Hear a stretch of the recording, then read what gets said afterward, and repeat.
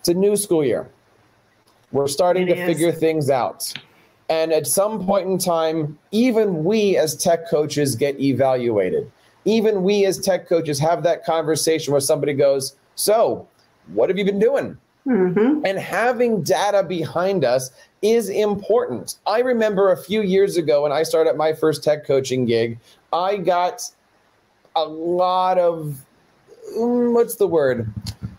trouble for not having organized my data of who and how many and what. And it was really like until about March of my first year when I realized I need to start learning how to take notes on what I'm doing. It's not just this free run around the district, have some fun, and then at the end of the day, you collect your check.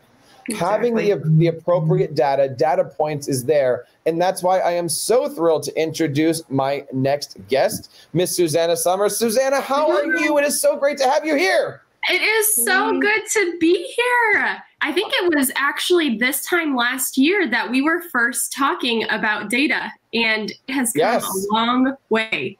It has. There are so many things. And look, first of all, thank you so much for being here. Thank you. And we're going to talk a little bit about some of the projects that you're working on. I'm looking forward. I hope there's a demo. We'd love to see some of these things, but let's just kind of talk here. This is important. We are having an issue right now where tech coaches need to figure out how to record the importance of technology integration, the impact of technology integration. So many tech coaches are being asked to help out with their strategic plans, and coaches need to be the ones that are in between what happens in the classroom and what happens in the administration room. The only way you can have meaningful conversations is by showcasing a little bit of numbers, a little bit of data. You recently had an epiphany of what this could be. Susanna, tell us a little bit about yourself and what you've been working on. Yeah, so a little bit about myself. My name's Susanna Summers. I am an ed tech coach admin, one of those hybrid roles.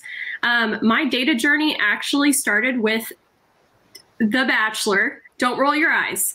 And it all started around analyzing the impact of this reality TV show on Instagram followers. And that's what kind of sparked my curiosity with data and the stories that you can tell around it, not only for the reasons of trying to change, to point out problems, but also to maybe use that data strategically. 2 years ago, I actually was accepted to Google Innovator, where I had the opportunity to really dive into how instructional coaches can really scale their impact. And what that came down to was data. And when it comes to data with instructional coaching, it comes down to two things.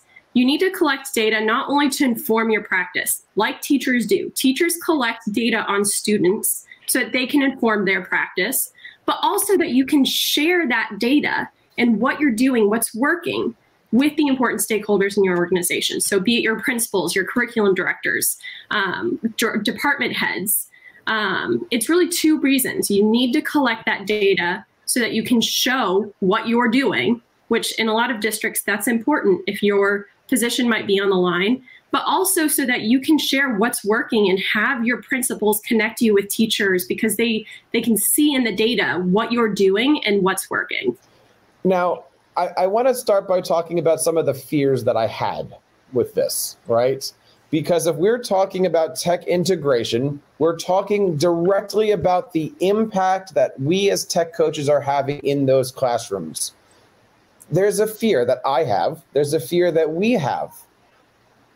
If I go to my principal at the end of the year and I show off not good tech integration, is that a reflection of me in the classroom here? Should I be worried about that in my first year, in my third year, in my fifth year, or are we just showing a snapshot of what's going on? Well, and I feel like that's the situation that most tech coaches were in. It'd be the end of the school year and we would try to point to, hey, check out these cool things that happen. And it would wait until the end of the school year. If you set up at the beginning of the school year an easy way for you to collect information on what you're doing, and more importantly, where educators are and where they're going throughout your work, you can then partner with your principals monthly, bi-monthly, to have those conversations of, hey, here's what I'm working on. Here's what's working. Here's what's not working. And there's fear of admitting that something that you're doing isn't working. And that's why we have principals, curriculum directors to partner with, for us to be thought leaders with them on, hey, I'm trying to dive into this history department and I'm really not making a dent. I'm not seeing progress. How can we partner better? What am I missing? Rather than waiting all the way until the end of the school year, you've lost a whole year. But it can be scary. When you start collecting that data, you might find data that shows that what you're doing isn't working. But at the same time, if you catch that a month into the school year, it's better than catching it at the end of the school year. When we're looking at this, I started my tech coaching position really not, I'll honest, I didn't know a lot about spreadsheets. It was the part of the Google test I was nervous about. I actually used that as the opportunity to learn Google Sheets and learn how to make charts and learn formulas and functions, and really that helped me make myself more valuable to my group. We've talked about our stories. I created a Google site. I created all of these Google form questions, made an awesome spider chart that says who you are, what building, basically making graphs out of everything. It was great. I love the data dashboard, taught me a lot.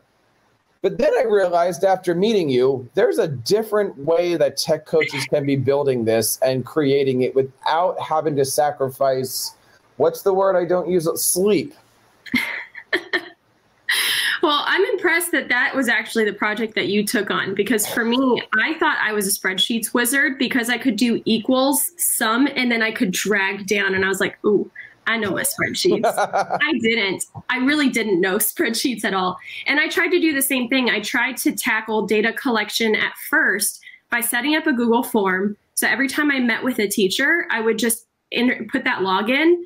But then I found that I was losing so much time. And again, yes, I love spreadsheets. I'm gonna admit it, even right now in the time of coronavirus. Even outside of the Bachelor?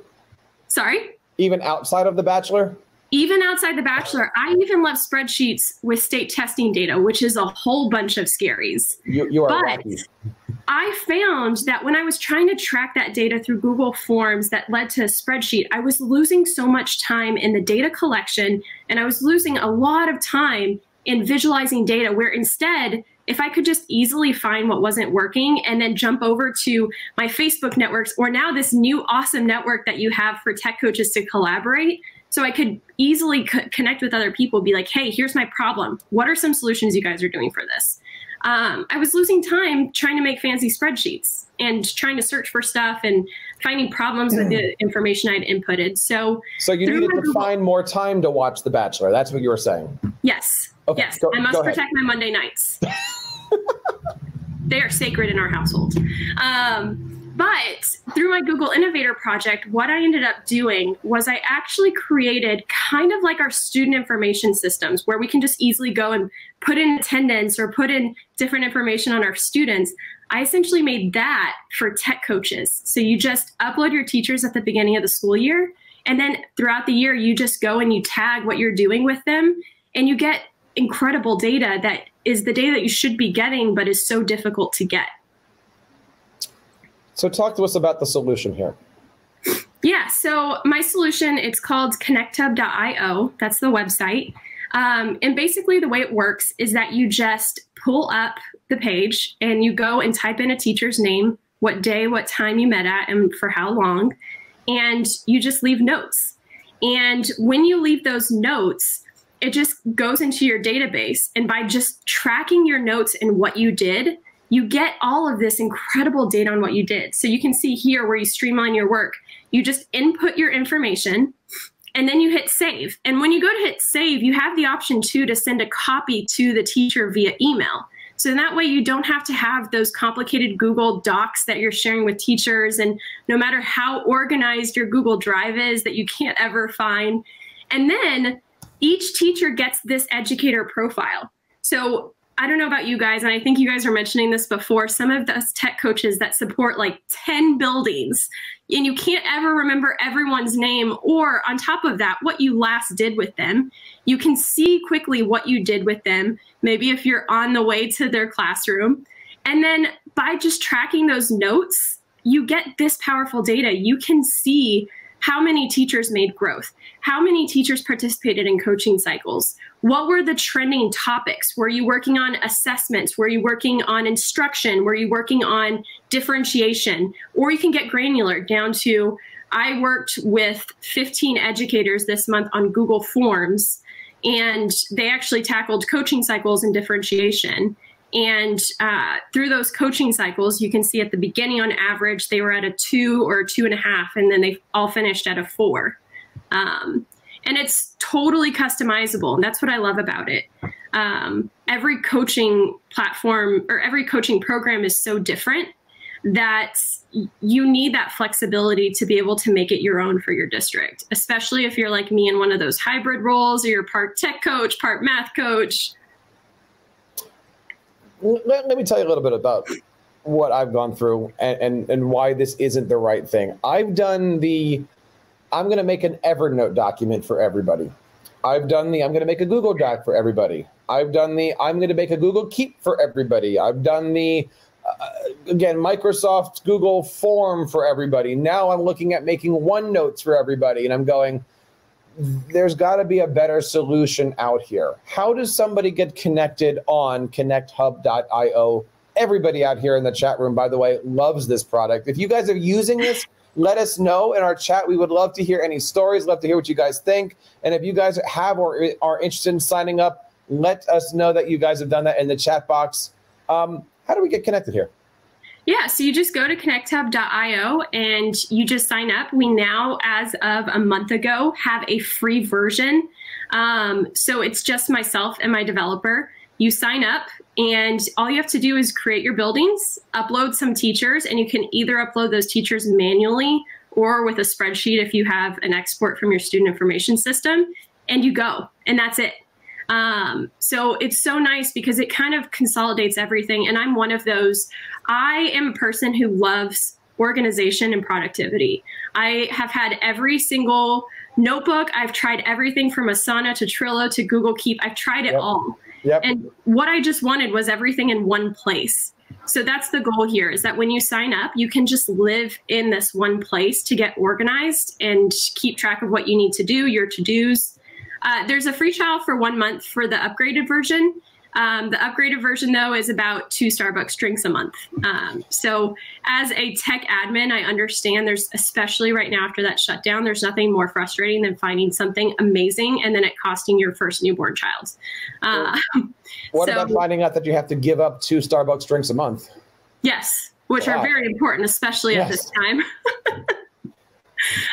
Or 2 Dunkin' Donuts, depending on where you are. There's a question here. How long is the free trial?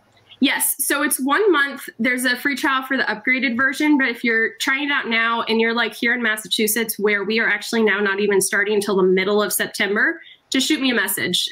Again, the platform's totally customizable.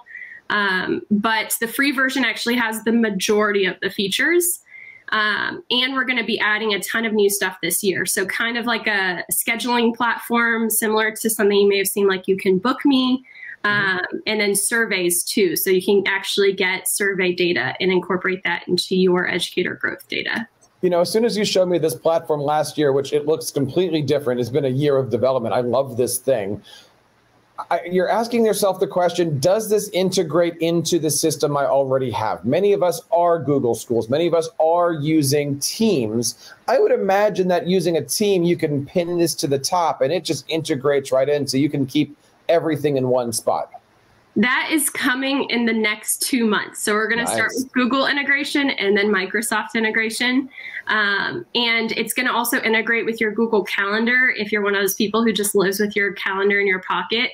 But the nice thing about Teams, though, not Microsoft Teams, but if you're an instructional coaching team, is that there's actually a multi-coach version so that you can actually work in the same database as your other coaches. And there's a feature for you to turn on or off so that you can see other coaches' interactions. So if you're in a district with literacy coaches and math coaches and tech coaches, there's a lot of value in being able to see across what other coaches are doing with those teachers. So you can actually turn on a feature that in that profile at the bottom, you can see what the math coach has done, which is really valuable, and you can reference it. You can be like, hey, I saw that you were working on differentiation within your math centers. Have you considered using Seesaw? Seesaw is a really cool tool where kids can record themselves and explain their learning, and you can kind of be in multiple places at the same time.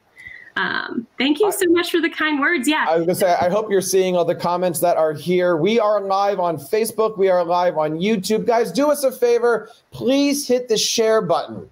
Please let other tech coaches out there know. I think I hit almost all of the major Facebook groups and stuff like that, but we are here till 4 o'clock. We are going to be making sure that every tech coach has access to all of these different things.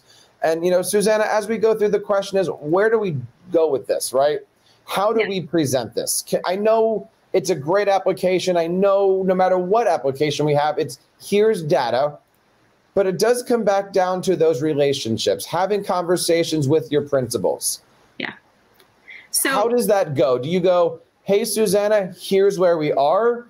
Do you go, I know these are your goals. Here's the data. Let's talk to us a little bit about those conversations and how we can really use the application after we hit the print button. Yeah, and especially if you have experience in math, you know that numbers are nothing without a story behind them. For me, and I'm going to relate this to the Bachelor because it's such a fun thing that everybody can kind of grasp on. One of the first things I found in my data with the Bachelor was that people were following people who were white. And being able to tell that story, take that data and actually apply it as, hey, more screen time doesn't exactly mean more followers. With this type of data, you can finally get a story behind what you're doing. So as soon as you start collecting this data, you're going to be finding 3 types of data: the who, the what, and then the time allocation.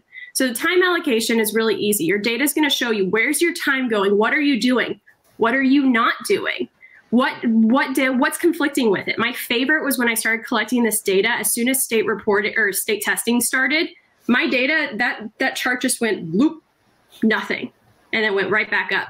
So that was really powerful for me to be able to sit down, especially with my admin team that were like, hey, we really need you to run state testing, to be like, here is where I'm supporting teachers. And then as soon as state testing starts, there's no teacher support happening. We're losing 2 months. The who is the other big piece. Who are you supporting? Who are you not supporting? That one's a big one that you end up finding is what departments are you really working with more? And for me, I found I was really finding myself working more with math and science because that's an area that I've been more comfortable with. And I wasn't working with ELA and history as much. So not only was that important for me to see, to drive my practice, but for me to connect with principals at certain schools to be like, hey, who's a teacher I can partner with in the history department? Who's somebody I can partner with in the language arts department that can really help me push into that area? And then the what. That data is not only going to show you what schools are you spending more time at, who are you supporting most, but what are you doing? So every time that you put in an interaction, you can tag what you are doing. So you can set up a whole system of, assessment, Google Forms, Edulastic, whatever you use in your district. So that whenever you meet with somebody, you just tag, we are doing assessment with Google Forms. Then I can take that data with principals to be like, hey, we're starting the school year and you think teachers really need this. Here's what they're asking for. How can we find other ways to promote what you find is important? So that also helps with principals because they have their initiatives, what they're wanting buy-in. But it also kind of brings them down to earth of here's what teachers are actually asking for. So how can we maybe structure our next PD day so that we can really dive into what the teachers are wanting. And then, actually being able to show your worth, it kind of like tech integration, and we're all tech coaches here, so you guys will get this. Good tech integration, you don't see the tech, you see the learning. Good coaching, you see great teaching. You don't see good coaching. So by collecting this data and having those frequent conversations with principals, it not only gives you all the benefits that I just mentioned, but it reminds them of the important work that you're doing. And it reminds them of what you're doing. And it helps you tell that story. Being able to just share, hey, yeah, I'm working with a lot of great teachers and there's a lot of buy-in right now for this new tool that we're using. That's great. But when you have actual numbers, you can't refute it. So you've been doing this tech coaching game for a few years now. Talk to us about the importance of data in your position, in your decision-making process when you talk to not only just the teachers about the classroom stuff, but also administrative building level discussions. Well, at the beginning, when I started out being a tech coach, the data was all about, keeping the tech coach position as part of the lineup. We had to prove ourselves and we were ran through a grant. So we had to, reapply for that grant money. And, faithfully in using that data, it kept that tech coaching gig going and going. And, it's still going in that district, after 16, 17 plus years. So that's huge. And just being able to prove yourself to administrators. So that's what I did starting out. And, I've just tried to keep that going through, various ways under various supervisors. But, the classroom or the connection.io that Susanna has shown, I can't wait to delve into that. That could be life-changing. Susanna, how customizable is this? We're getting that question a few times in the chat. My district is completely different than Sue's. I've got different roles, responsibilities. What can I do? Can I start with a blank slate, or do you give templates in here? Talk to us a little bit about that. It's 100% blank slate when you go in. So we actually have really good guides now that have examples on how you can actually set these up. But simple things like, what are you doing? So every time you go to log an interaction and you have to choose what you're doing, that is customizable. So for me, I have coaching session, meeting, notes, professional development, observation. So anytime I go to meet with a teacher, I've set up those types of meetings. Then when I tag at the end what I did with them, totally customizable. So let's say my platform is just going to be for tech coaching, not literacy, not math. I can set up however I want. So I can do assessments, instruction, small groups, or I can do Google products and then do Google Forms, Google Docs, Google Drives, Google Classroom, however I want to set up what I'm tracking. And then how you're evaluating teachers. So with coaching cycles, how you're measuring where they are in a scale, you can set that up, and you can also set up what they're doing. So when you go to set up a coaching cycle, you can choose up to 20 different things that they're working on. So differentiation, something big, things like that. You can add notes every time on what their goals are, and then you rate them. And that's where the power comes in on coaching cycles. You spend a lot of time working with educators week after week, and you guys know the power's really in those instructional coaching cycles because it's repeated, it's week after week. You see that teacher, you're focused on that goal. At the beginning of the coaching cycle, you can set up a scale. So entry, proficient, intermediate, advanced, however you want to do that. And you rate them at the beginning, and then you rate them at the end. Totally customizable how you rate them. We have some examples in there, but you can delete them and just put new ones in. But the goal here was that it'd be totally customizable to what you need. It's pretty amazing what you can do out there. If you have an idea, you want to fix something out there, you just put your mind to it. And you've got an awesome television program on Monday nights to watch, isn't it? Now, we are having some questions here all about your experiences here. I want to bring up what Chloe says. Is there a closing to this whole Bachelor story? Did you win the game? Did you figure out the answer? Did you? I don't know what I'm talking about, but tell us a little bit about where the data of the Bachelor went. I'm curious. Yes, I want to know. So that's kind of been my passion project outside of work. At the time, when I wanted to learn more about spreadsheets, there was nothing that sounded more dry to me than an Excel class. Now, I take that back. An Excel class would be the best way to spend a summer.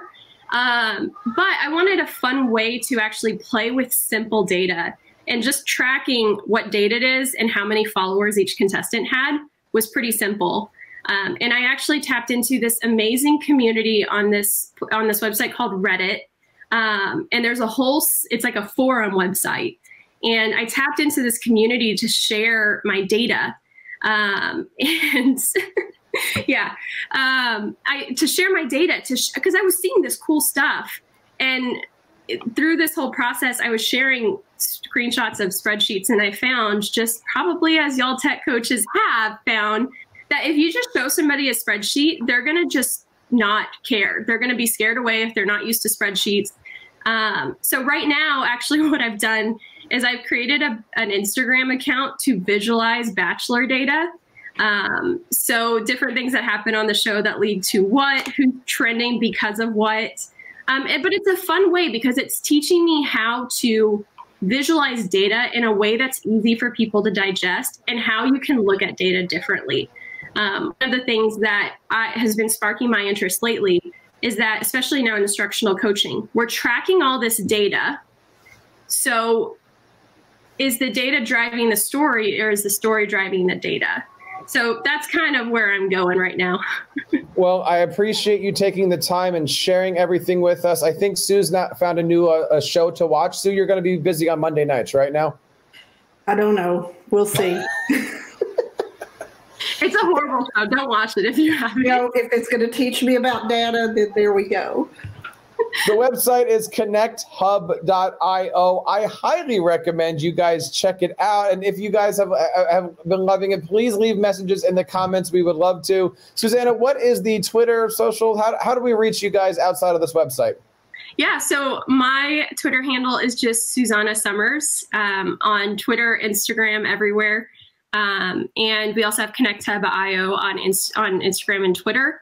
And I'm actually going to be sharing a video this next week on how to measure implementation of new technology with your teachers for the first few months. You've been listening to the TeacherCast Educational Network, hosted by Jeff Bradbury. Please reach out to the show with all of your questions on Twitter @TeacherCast or online at www.teachercast.net. Be sure to subscribe to our podcast so you don't miss any future episodes. And please take a moment to write a review in the App Store.